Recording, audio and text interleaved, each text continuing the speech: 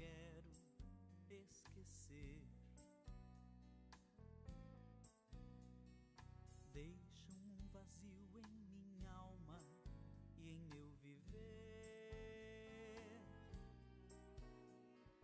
Toma, Senhor, meu espaço, te entrego todo o cansaço. Quero acordar com tua paz a me aquecer. Cura, Senhor, onde dói. Cura, Senhor, bem aqui. Cura, Senhor, onde eu não posso ir.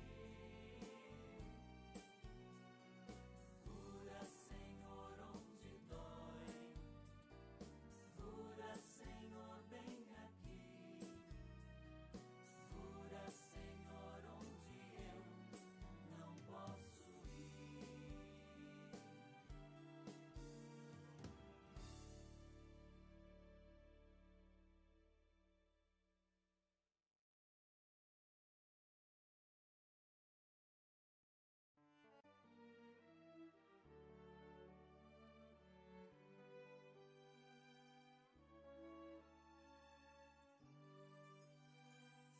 Vamos, Jesus, passear na minha vida. Quero voltar aos lugares em que fiquei só. Quero voltar lá contigo, vendo que estavas comigo. Quero sentir teu amor a me embalar. Cura, Senhor, onde dói. Cura, Senhor, bem aqui. Cura, Senhor, onde Bom dia, eu não posso ir. dia maravilhoso, friozinho, prometendo chuva Onde dói. e depois da chuva, Cura, Senhor, bem pois nós nos reunimos cura, virtualmente onde eu para buscar na palavra de Deus ainda aquela esperança de um dia melhor do que todos. Que passado este tempo de exílio, nós nos reuniremos na verdadeira pátria. Nós estamos na primeira carta de São João, capítulo 3, a partir do versículo 13. E nós devemos reiniciar respondendo uma pergunta: e quem não está no caminho? Quem não descobriu a sua filiação e a sua herança? Pode encontrar o caminho e descobrir o Senhor? Sempre pode. Não interessa quando. Há uma parábola no Evangelho, maravilhosa como todas, e que diz assim: o Senhor contratou operários para sua vinha, uns às 6 da manhã, outros às 9, outros ao meio-dia, outros às 3 da tarde, por fim, alguns às 5 da tarde. Todos foram contratados, todos receberam o que foi tratado, a diária. Para dizer assim, tem gente que a vida inteira caminha no caminho do Senhor, pela sua família, por bons exemplos. Outros, no meio da vida, descobriram. Outros, à semelhança do bom ladrão, descobriram no último momento. De qualquer maneira, o Senhor está nos esperando. Espera que encontremos e participemos da grandeza do seu bem. E, pensando nessa dúvida, nós vamos continuar. Não vos admireis, irmãos, se o mundo vos odeia. Nós sabemos que nós fomos transladados da nossa maneira antiga de viver, porque nós amamos nossos irmãos. Nós fomos transladados. Por quê? Porque nós descobrimos que nós não somos daqui. O Senhor nos leva para o seu reino, embora continuemos por algum tempo caminhando aqui. Quem é do Senhor, caminha para o Senhor. Mas qual é o sinal desta cidadania do alto? Senão que nós amamos. Ele continua dizendo: quem não ama permanece na morte. Embora aparentemente vivos aqui, permanece na morte, porque não tem aquela santa esperança que a palavra de Deus nos estimula a viver. Quem odeia seu irmão é assassino. E sabeis que a vida eterna não permanece em nenhum assassino. De quantas maneiras podemos odiar? Podemos odiar, por exemplo, não vendo o próximo. E de repente o próximo se torna invisível. Nós não levamos em conta o outro. Não levamos em conta a sua necessidade, a sua vida. Podemos odiar detestando o próximo, literalmente. Por quê? Porque nós nos colocamos naquela situação, nós somos, eles não são. Olha esta crise destes últimos dias, na questão do racismo, quando um homem mata o outro, porque pensa, nós somos, eles não são. E que barbaridade! Pode alguém pensar desta maneira? Mas em tudo isto pode acontecer. Isto aconteceu lá na polícia. Aconteceu. Mas isso pode acontecer na igreja. Quando de repente nós nos consideramos e desconsideramos o próximo. Nós somos de Deus, o outro não é de Deus. O outro não é de Deus porque não faz as coisas do jeito que eu faço. Bom, e o que eu faço independe. Por exemplo, porque eu tenho certas devoções. Por exemplo, porque eu sigo certos costumes. Porque eu tomo para a minha vida certas orientações. E se o outro não segue aquilo que eu sigo, ele não é. Eu sou, ele não é. E não é possível que nós vivamos desta maneira quando o Senhor nos chama assim, que todos sejam um, como nós somos um.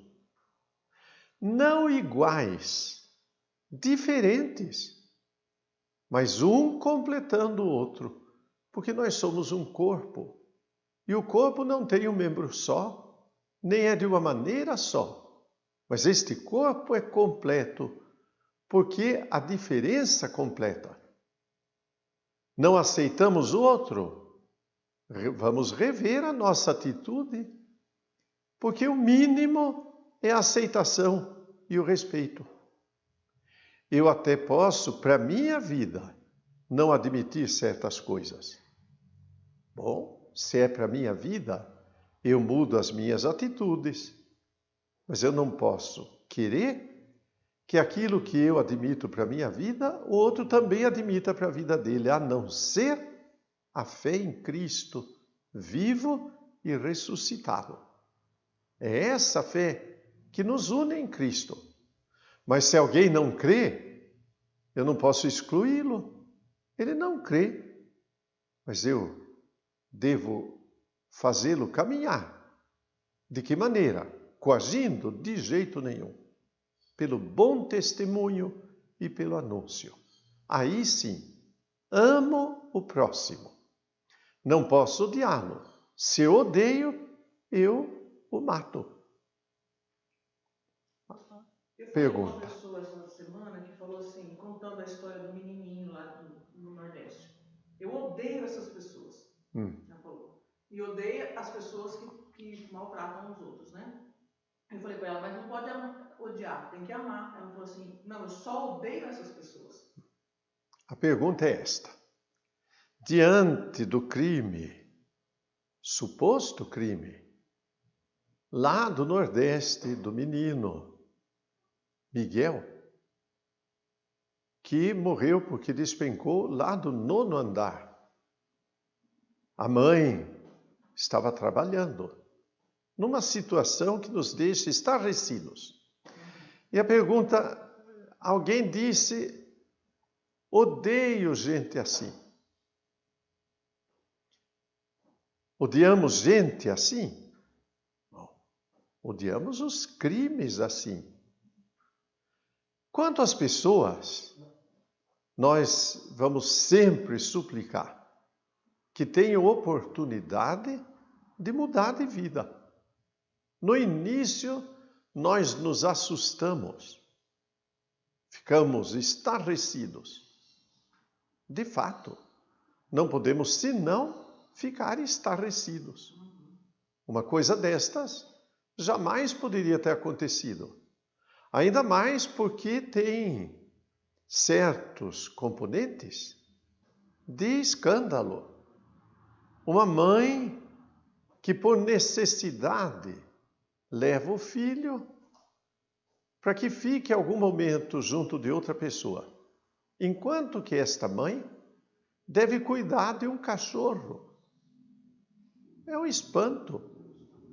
Ela cuidou do cachorro, o cachorro não se perdeu, mas a outra pessoa não cuidou do seu filho, que se perdeu. Como é que os sinais deste mundo nos chamam à conversão? Porque simplesmente eu ficar estarrecido não muda nada. Eu devo olhar este sinal e mudar a minha vida. Meu Deus, que escala de valores eu tenho na minha vida? Não é possível.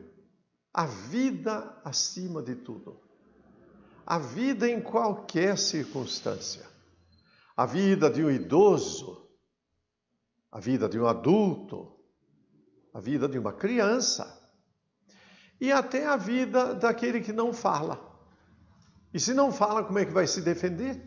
Ou quem não fala ainda não nasceu e por um acaso deixou de ser vida. E se é vida, nós devemos buscar conversão da nossa vida. E para que a nossa vida seja testemunho de amor, a vida por amor a Deus. Nisto conhecemos o amor. Mas o versículo 15 antes. Quem odeia seu irmão é assassino. E sabeis que a vida eterna não permanece em nenhum assassino. A vida eterna não permanece em nós se nós desprezamos o próximo. Por quê? Porque nós estamos escolhendo a vida só aqui. Esquecemos-nos que aqui nós estamos de passagem.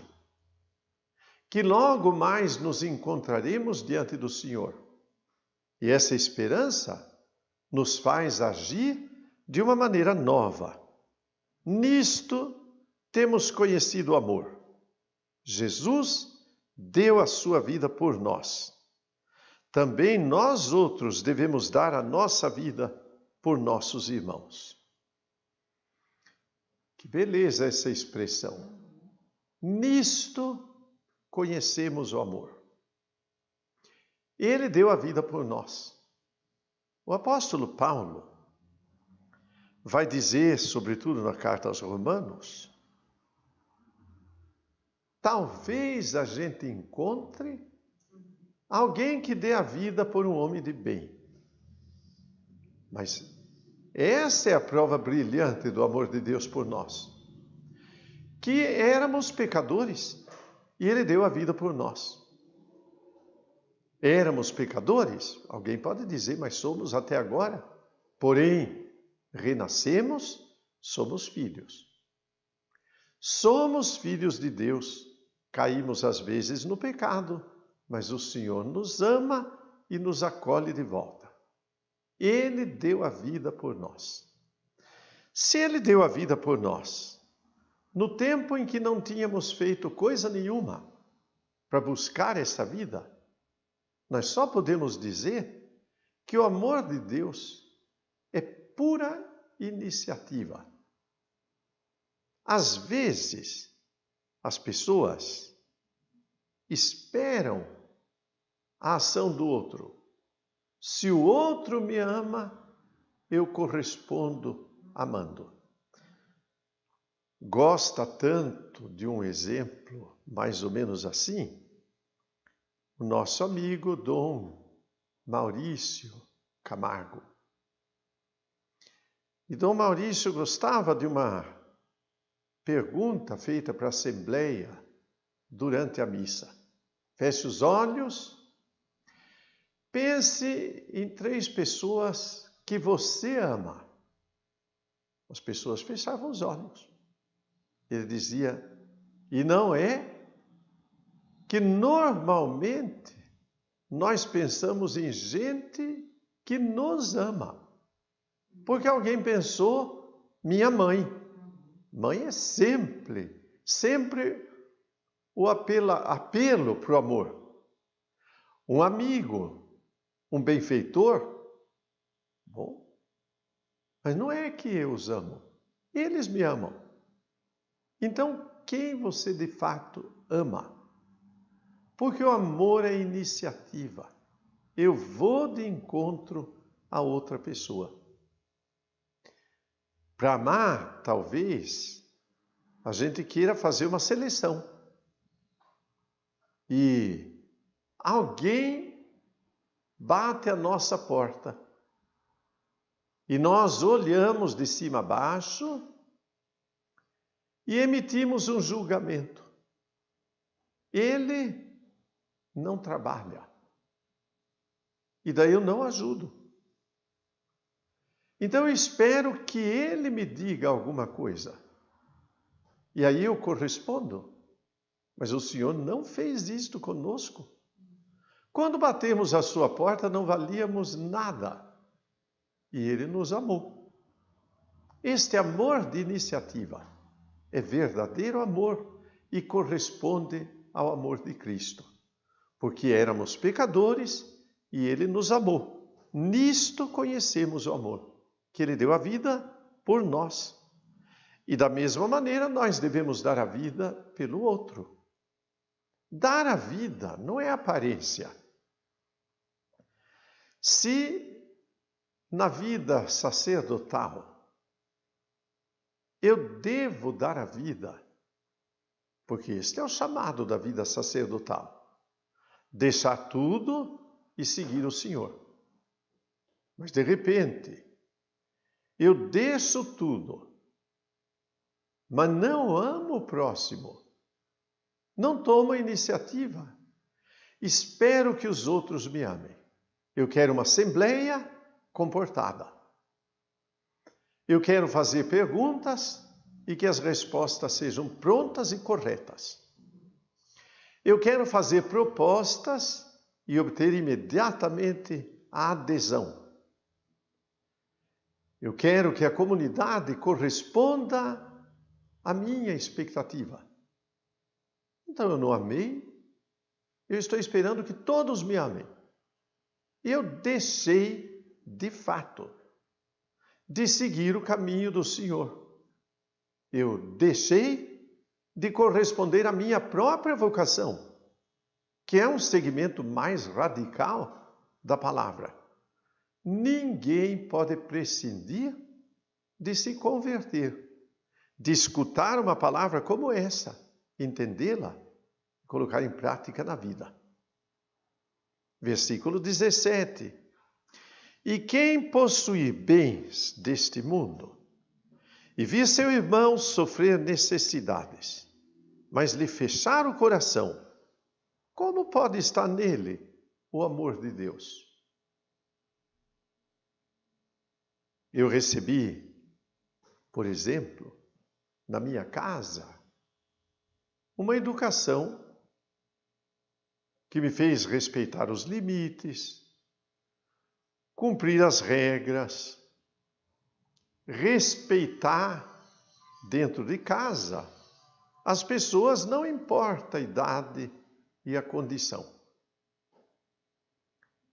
E daí, tendo esse bem, que foi a educação, eu vejo alguém caminhar no erro e não me disponho a repartir com ele o bem que eu recebi. Se eu vejo meu irmão na necessidade e não reparto, então eu não amo. Se não amo, odeio, porque para mim o meu irmão pouco importa. Falei de um bem da educação, podemos falar do bem material. Podemos falar da alegria que nós sentimos pela vida. E nós nos deparamos frequentemente com pessoas muito tristes. Podemos pensar no bem da nossa saúde, quando vemos gente lutando pela própria saúde. E não é importante que nós repartamos. Temos saúde, embora por pouco tempo. Mas se eu, por um bem de prazo tão curto, me alegro, não deveria então repartir essa alegria com aqueles que estão vendo a sua enfermidade logo ali à porta? Ou já entrando?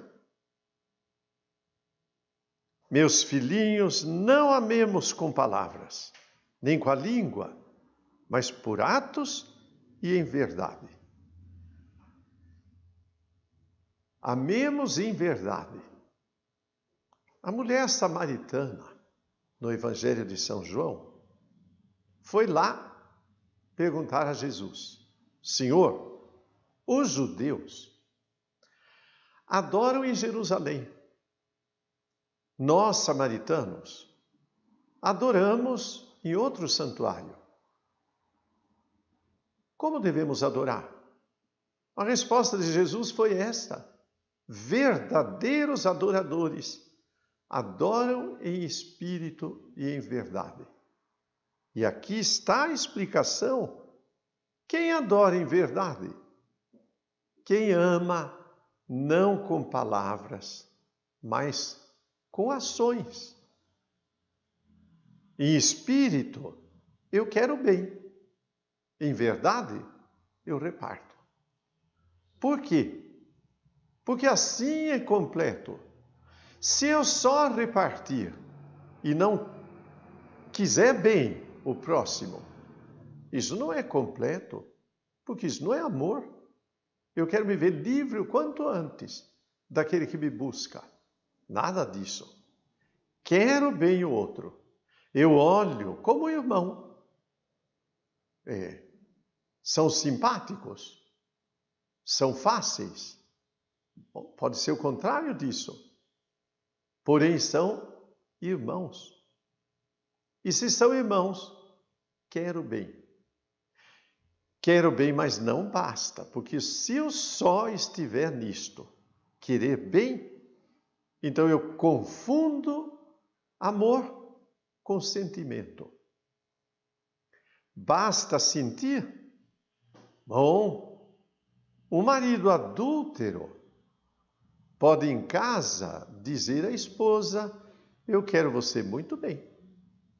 E com delicadeza tratar bem.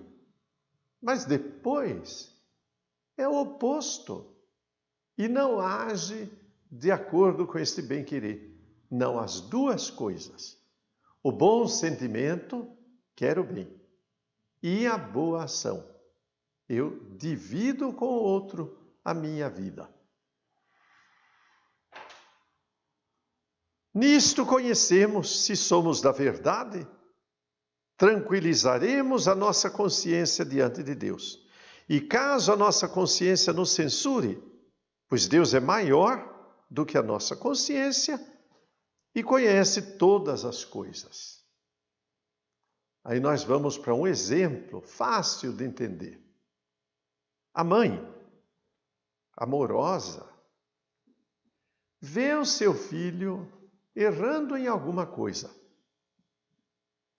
Aí chama o filho, corrige, admoesta e diz: olha, por conta disto, você vai ter como castigo tal coisa.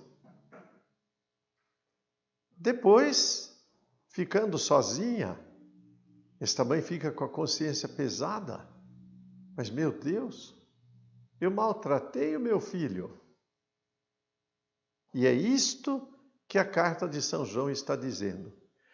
Se eu ajo corretamente, ainda que a minha consciência me censure, lembremos-nos, Deus é maior do que a nossa consciência, e se nós estamos agindo na verdade, não voltemos atrás, levemos adiante. Falei da educação, mas posso falar de tudo. Se eu corrijo a outra pessoa, se eu ajo com a outra pessoa com extrema caridade, pode ser que também a minha consciência me censure. Quanta gente ajudando o próximo vem com aquele pensamento esquisito que não tem solução? Não seria melhor dar a vara para que ele pesque, ao invés de dar o peixe para que ele coma? Não. Eu amo o próximo, vejo a sua necessidade, reparto. E se a minha consciência me censura, Deus é maior do que a minha consciência. E é isto que vale a pena pensar. A pergunta. Sim. A primeira,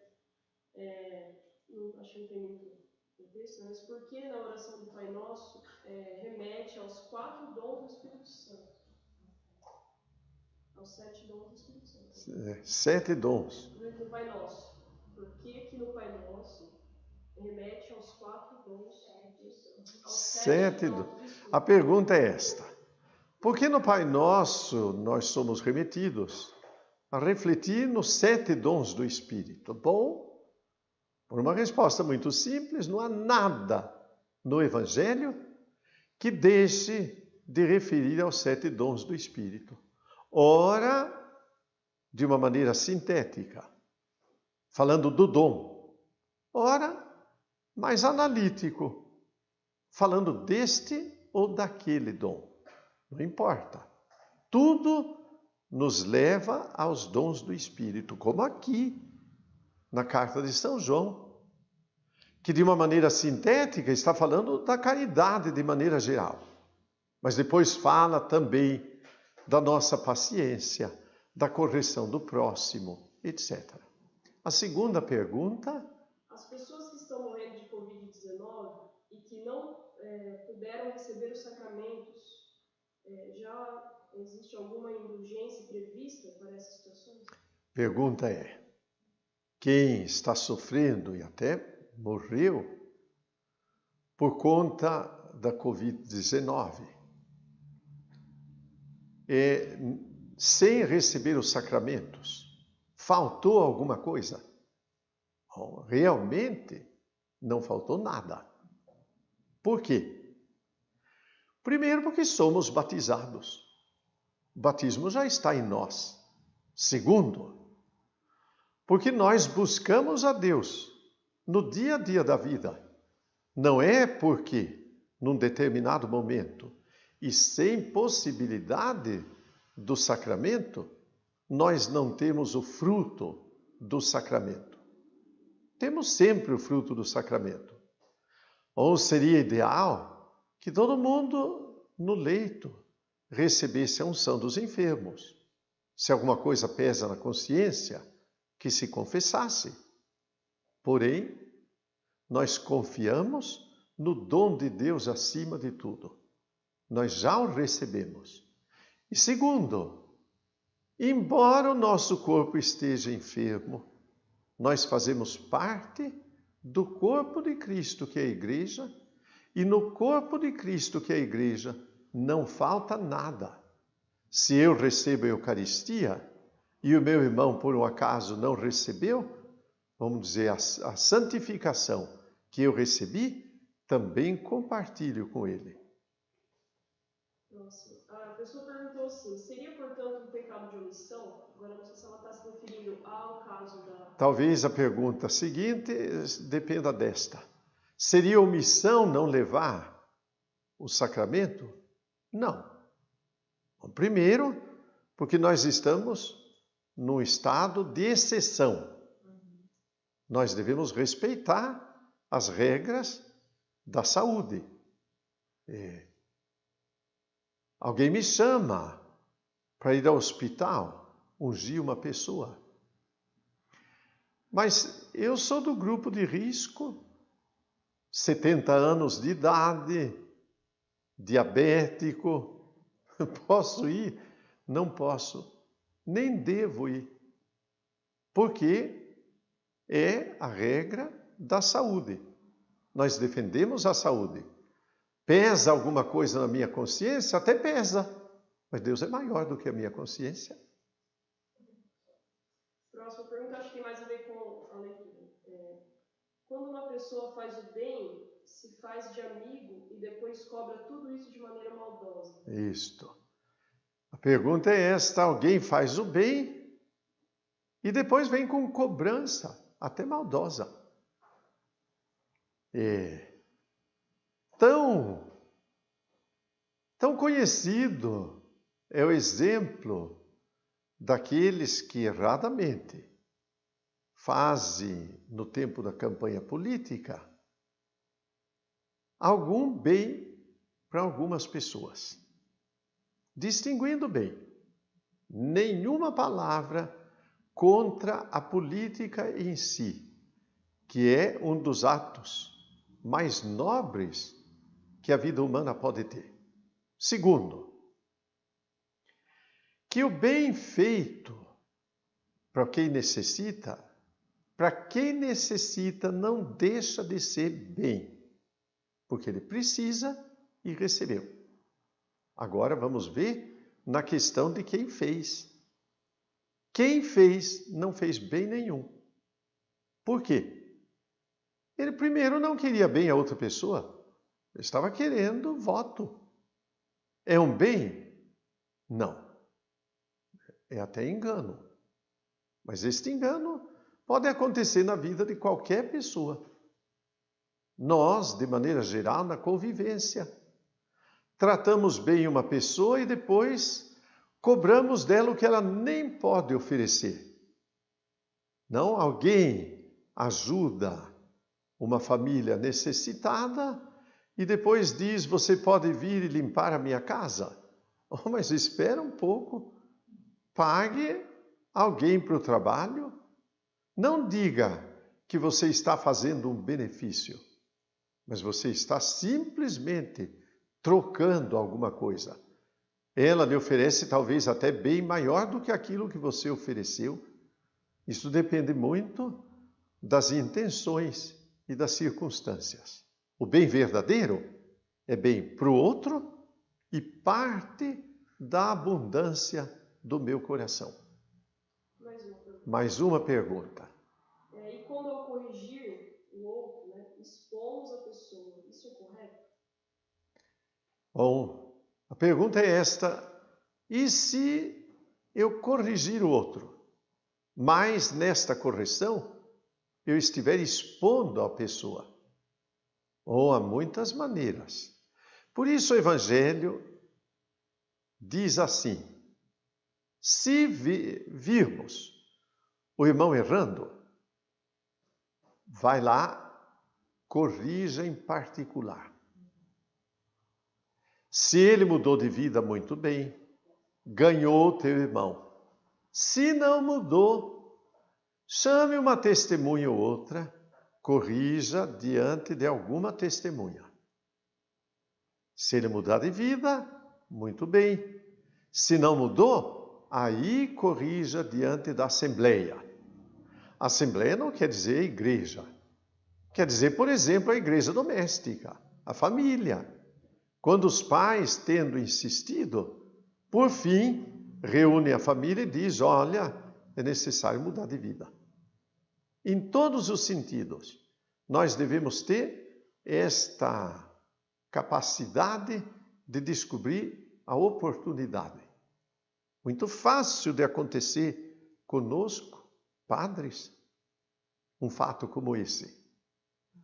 Porque acontece alguma coisa errada, até irritante, na vida da comunidade. E num primeiro momento, no calor da raiva, podemos querer corrigir de qualquer maneira. Não, a vida vai nos ensinando que há uma paciência para a gente exercitar. Sempre dentro daquele ditado coreano, que é tão interessante e até apela para o bom humor. Cachorro novo avança. Cachorro velho fareja. Quando a gente é muito novo, a gente quer revidar imediatamente. Quando a gente tem mais experiência, a gente vai com calma. E aí, tudo acontece na caridade. Aprendamos a caridade. Feliz de quem Deus deu o dom da velhice, diz o livro da sabedoria. Certo? O dom da velhice é ter esta prudência em tudo. Mais alguma pergunta? Não, então continuemos. Versículo 21. Caríssimos, se a nossa consciência nada nos censura, temos confiança diante de Deus. Tudo o que lhe pedirmos, receberemos dele, porque guardaremos os seus mandamentos. Fazemos o que é agradável aos seus olhos. Eis o seu mandamento, que creiamos no nome do seu Filho Jesus Cristo, e nos amemos uns aos outros, como ele nos amou. Quem observa seus mandamentos permanece em Deus e Deus nele. Nisto reconhecemos que ele permanece em nós pelo Espírito que nos deu. Ele nos deu o Espírito? Deu. Querem descobrir uma prova? Olha a sua vida. Se você obedece o mandamento, então o Espírito está na nossa vida. Assim descobrimos se somos dele ou se não somos. Seríamos dele porque rezamos? Bom, rezar é fruto do dom do Espírito. Mas seremos dele se obedecermos o seu mandamento. Aí é que está. Não é a aparência que conta, mas é a realidade da vida. Quem obedece o mandamento de Deus, este sim, está no caminho do Senhor. Se a nossa consciência não nos censura, vamos adiante, porque temos certeza de que o que pedimos a Deus, Deus nos concede. E aí nós vamos nos colocar diante de uma oração que Santo Agostinho nos ensina. Quando fala da oração, ele diz assim: olhe, queremos rezar bem. Resumidamente, como deveríamos apresentar nossa oração a Deus, certos de que a oração é perfeita? Aí deveríamos dizer assim: Senhor, dá-me o que tu pedes. Aí a oração é perfeita. Mas é necessário compreender bem. O Senhor me pede para amar o próximo. Senhor, me conceda amar o próximo. Tudo Ele me concede, então.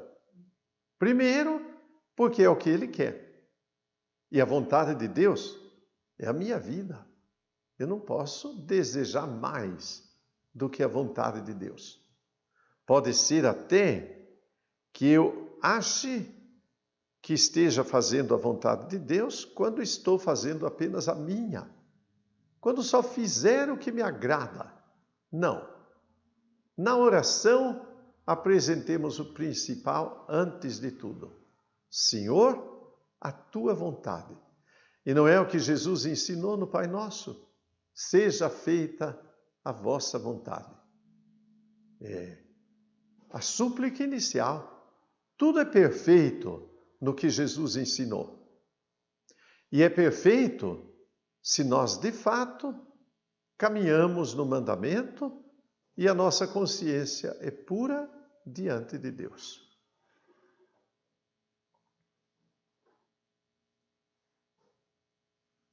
Capítulo 4. Tem uma pergunta antes. Quando existe um problema entre duas pessoas, porém, uma não vem se entender e levar para outras pessoas, como não sentir raiva? Como viver em comunidade? Sim. Pergunta é esta: como viver na comunidade quando às vezes nós sentimos raiva de outra pessoa porque houve já desavença?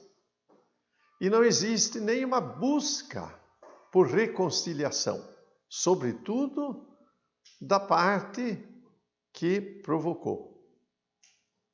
Como fazer? Primeiro esperar. Porque as coisas hão de amadurecer. Se eu desejo imediatamente a correção, talvez não haja nem oportunidade. E na vida comunitária, nós vamos aprender o que significa oportunidade. Às vezes é oportuno, às vezes não é. Devemos falar de todas as coisas que acontecem? Devemos, mas não na mesma hora. É o caso de uma comunidade pequena, que se chama família. Acontece entre o marido e a mulher muitos problemas. A vida é assim. E um vai querer dizer para o outro imediatamente o que lhe vem na cabeça? De jeito nenhum. Paciência, espera um pouco. No primeiro momento, talvez não seja oportuno dizer.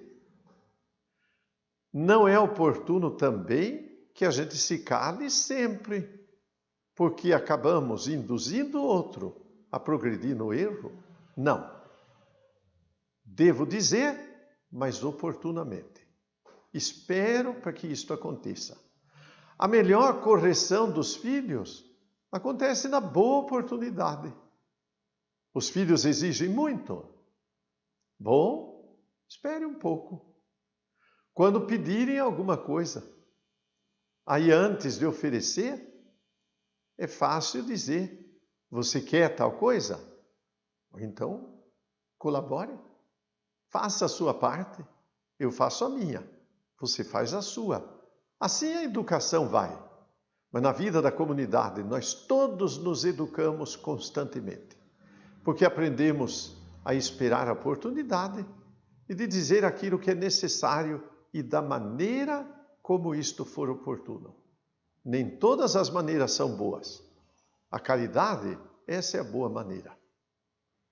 Capítulo 4. Falsos profetas.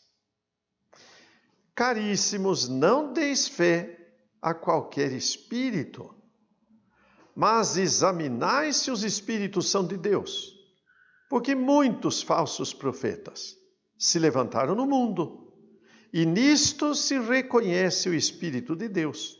Todo espírito que proclama que Jesus Cristo se encarnou, esse é de Deus. E todo espírito que não proclama Jesus não é de Deus. É espírito do anticristo, em cuja vinda, ou de cuja vinda tendes ouvido, e já está agora no mundo. Que interessante esta palavra. Examinai os espíritos, para não aceitar qualquer palavra. Espírito aqui está sendo colocado como pessoa. Uma pessoa vem e nos diz alguma coisa, e eu vou assim, tão gratuitamente aceitar? Espere um pouco. Aceitaria uma palavra que não é adequada? Vem alguém e diz assim: meu irmão, você sabia que no ano que vem o mundo vai acabar? Quanta gente já se levantou para dizer uma barbaridade desta? Quando no Evangelho, ou na palavra de maneira geral, Jesus diz: ninguém sabe a respeito desse dia ou desta hora. Nem do nosso dia e nem do mundo. Alguém sabe que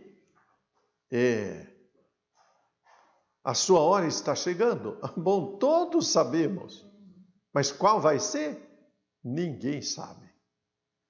Em outra ocasião, Santo Agostinho dizia assim: meu irmão, você tem hidropisia, uma doença que naquele tempo parece que era muito frequente e que hoje chamamos de elefantíase, um problema gravíssimo. E ele diz: por um acaso, você vai morrer disso? Não, você não sabe. Ou temos outra enfermidade, Covid-19. Vamos morrer disto? Não. Alguns não resistem, mas outros são curados. Outros nem sintomas têm. Porque nós não sabemos o nosso dia e a nossa hora. Por isso, se alguém vier fazer uma profecia dessas, é falso profeta. Falso profeta é quem vem e nos faz desconfiar da verdade do Evangelho.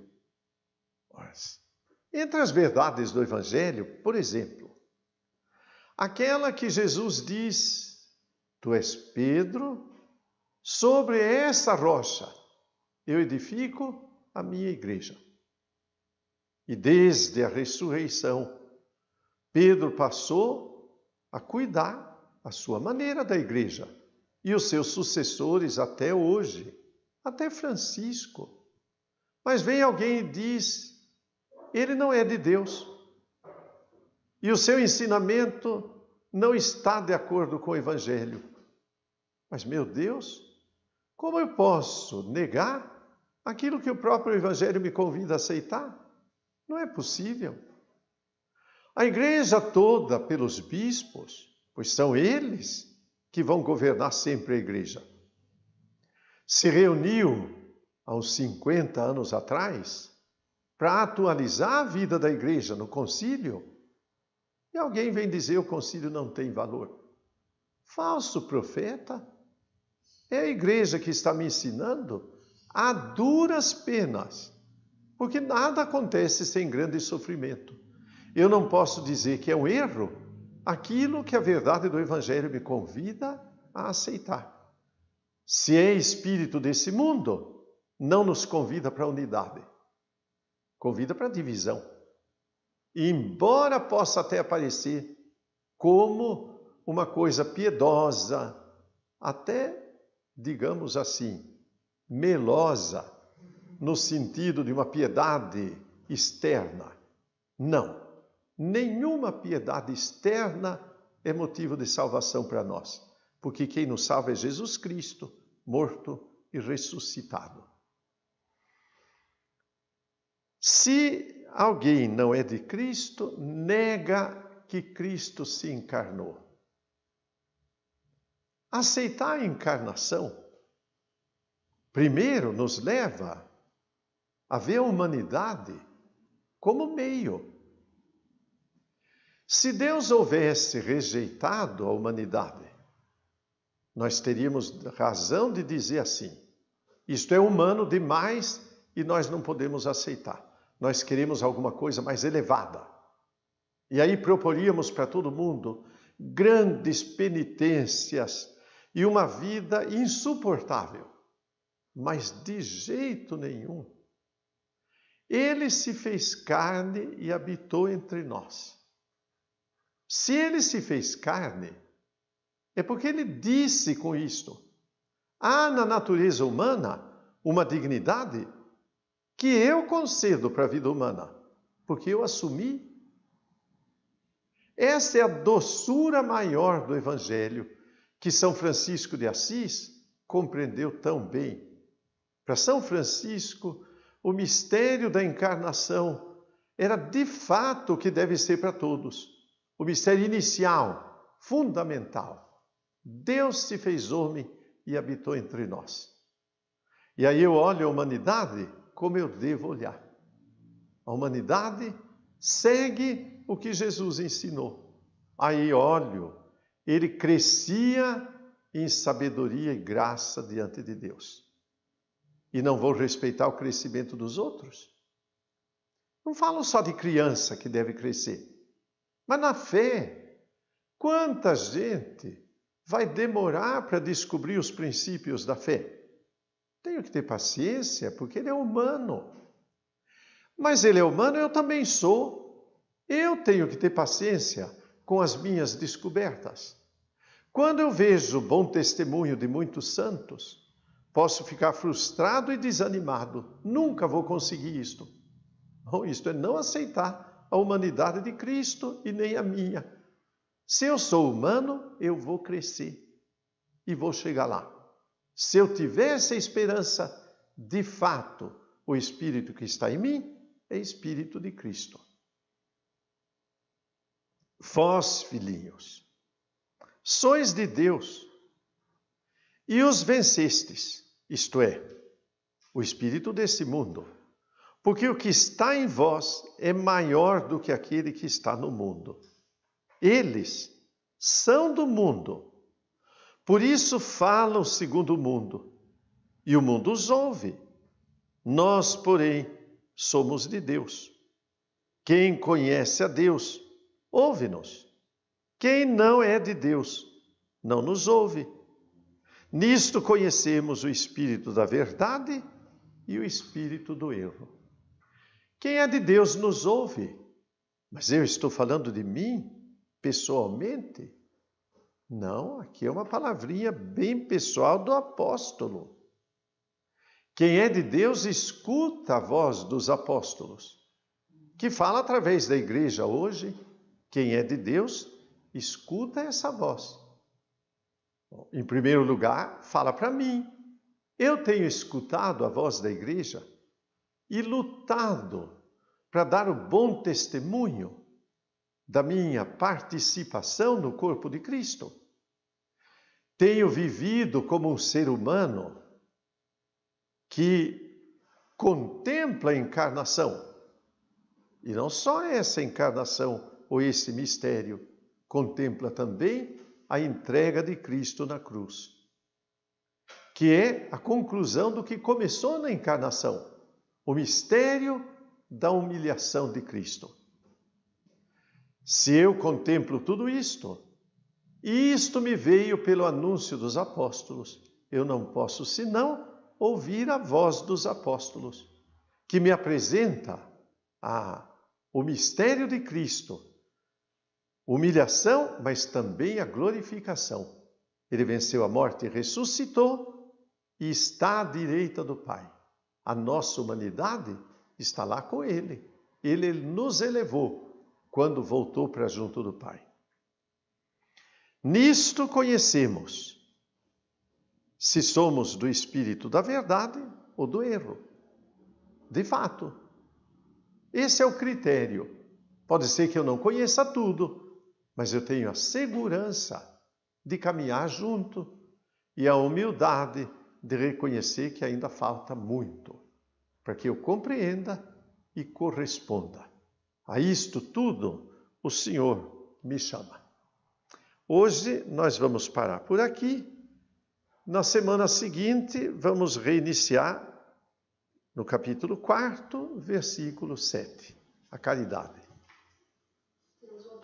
Tem uma pergunta, podemos acrescentar. Mas os bispos e papas não são humanos também? Os bispos e os papas são humanos? Bom, o papa não é senão bispo. Ele tem autoridade maior, mas no sentido da sua ordem, ele é bispo. Claro que são humanos. E devemos seguir os seres humanos? Nós não temos outra alternativa. Se Jesus se fez homem e habitou entre nós e pediu que o seguíssemos, não nos pede que continuemos seguindo aqueles que são chamados. Em tudo devemos colaborar. Antes de tudo, com o nosso testemunho. Se nós fôssemos perfeitos, teria muita justificação esta proposta. Eles são falhos, eu sou perfeito, como é que vou segui-lo? Mas não, nós somos um povo de imperfeitos e humanos e vamos nos auxiliando uns aos outros. Nem qualquer outra autoridade deste mundo pode ser seguida cegamente. Cegamente nós não seguimos ninguém. Por isso, quando falamos de fé, falamos também de razão. E o Papa João Paulo II escreveu sobre isto um grande documento, a fé e a razão. Mas é interessante que nós nos deparamos, por exemplo, com a ciência, que vai descobrindo as suas falhas. Há não muito tempo atrás, vamos lembrar um exemplo bem banal. Médicos, nutricionistas, depois de pesquisas, chegaram a uma conclusão que não era o final de tudo, não era absoluta. Se comermos ovos, temos o risco de ter colesterol muito alto. Depois a própria ciência modificou isto e diz, não é verdade que é assim. Outros vêm dizer por alguma conclusão impensada, sem a experiência, ou melhor, sem a experimentação, que usar micro-ondas é nocivo. E não é nocivo coisa nenhuma, porque, vamos dizer, é o cozimento pelo calor. Se é onda, micro-onda, ou se não é, é calor e vai agir no alimento. Nós não podemos admitir certas coisas cegamente e sempre acompanhar o desenvolvimento do conhecimento. Mas na questão da fé, a fé é acima de tudo. Eu não posso aceitar alguém que venha negar a minha fé. Alguém que diga, não, a humanidade de Cristo não foi assim, foi falha. Isso não aceito de jeito nenhum. Ele é verdadeiro Deus e verdadeiro homem. Isto é da doutrina da fé. E isto eu não posso negar. Mas quanto às pessoas, todas podem errar. Mas a minha visão a respeito delas, que pela missão que receberam e pelo dom que os ilumina, eu devo segui-los. Porque eu confio em Deus e Deus está acima de tudo. Ave Maria, cheia de graça, o Senhor é convosco. Bendita sois vós entre as mulheres, bendito é o fruto do vosso ventre, Jesus. Santa Maria, Mãe de Deus, rogai por nós, pecadores, agora e na hora de nossa morte. Amém.